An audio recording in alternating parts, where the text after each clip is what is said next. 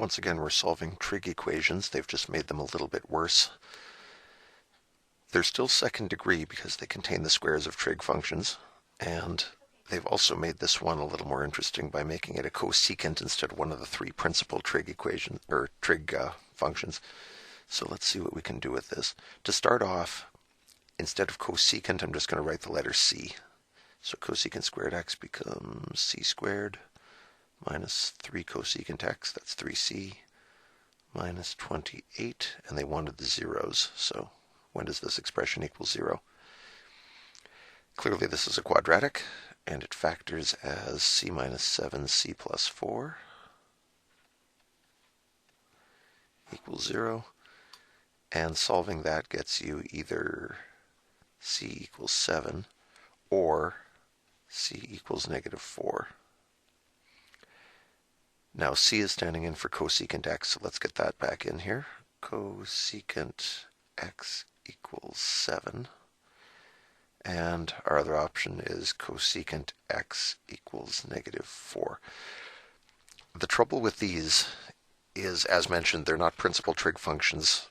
I want to work with something like sine, cosine, or tangent, because then I have SOHCAHTOA to help me out. I don't know anything like that that can help me with the reciprocal functions, so quick way to fix this. If you do the reciprocal of this equation, both sides, the reciprocal of cosecant is sine x. The reciprocal of 7 is 1/7. And on this side, the reciprocal of cosecant x is sine x. And the reciprocal of negative 4 is negative 1/4. So, what angles are they talking about here? If sine is 1/7, there are two quadrants where sine comes out positive, here and here. They're saying our opposite side is 1, our hypotenuse is 7, or the same thing in this quadrant. Now, here an unusual thing happens. I don't know a special triangle with a hypotenuse of 7, and I suspect you don't either. So, for once, they're not giving us either the 30-60 or the 45 triangle. This is something new. And if it isn't one of our special triangles, then the only recourse we have is the calculator.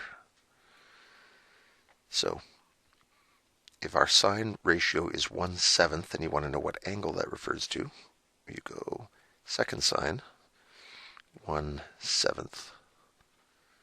And for once they're talking in degrees here, so make sure your calculator is in the proper mode. There we go, degree mode.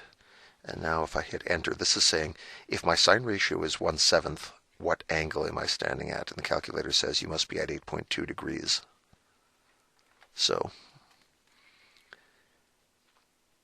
these angles are 8.2 degrees on either side.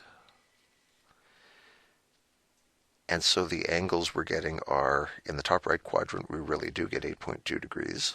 Or sorry, they want it to the nearest degree, so we'll just say 8. And in the top left quadrant, we get 180 minus 8, which is 172 degrees.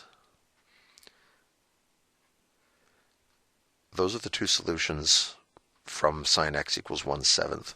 Now, we have this other ratio to look at. What if sine is minus 1/4? And this actually won't take too long. Sine can be negative in this quadrant or in this quadrant. So we're looking at minus 1/4 there, or minus 1/4 here. You can go to the calculator. You may have noticed there's something wrong with this solution already, but if you haven't, it's okay. It'll be shoved in our faces in a moment. If we do second sine 1/4, let's see what our reference angles are. It says 14 degrees, so we get a 14-degree angle here, or a 14-degree angle here. Now, here's where the trouble happens. What are these as standard angles? Here we get 180 plus 14 degrees, which is 194. And in the bottom right quadrant, we get 360 minus 14 degrees, which would be 346. Do you see why those are no good?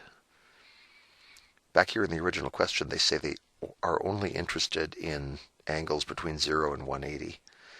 So as soon as we started talking about quadrants 3 or 4, we were out of domain, and we could have stopped right there. But even if we carry on to this point and get numbers, we can then look at these and say, wait a minute, these are too high. So the only valid solutions for this expression are the 8 and the 172, and those other two turned out to be junk. It's good that we checked them, but ultimately they came to nothing. Let's see what happens with g now. Cosine. This is all cosines, and I'm just going to turn those into the letter c for a moment to make some space.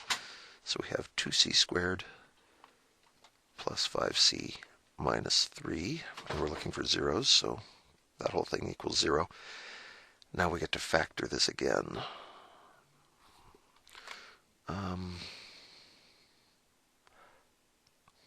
I'll try to do this by guess and check. If I have bad luck, then I'll have to back up and do it by decomposition. 2c squared is 2c times c. Negative 3, well, we'd need a 3 times 2. 2c squared, I'm sorry, I take the 2 back. I think we need a 1 there. 2c squared plus 6c, and then that'll give us minus 1c. There we go. So we get, when we turn our c back into a cosine, we get cosine theta equals 1, or from this part, we get cosine theta equals negative 3. When does cosine equal 1? In other words, when is the x-coordinate equal to 1? That happens over here on the right side. At 0 degrees, sorry, we're in radians mode, 0 radians or 2 pi radians. And it never happens anywhere else. Cosine goes 1, down to 0, into the negatives, back to 0, and back up to 1. So the only place we ever get 1 is on the far right. This other part, when is cosine negative 3? Trick question.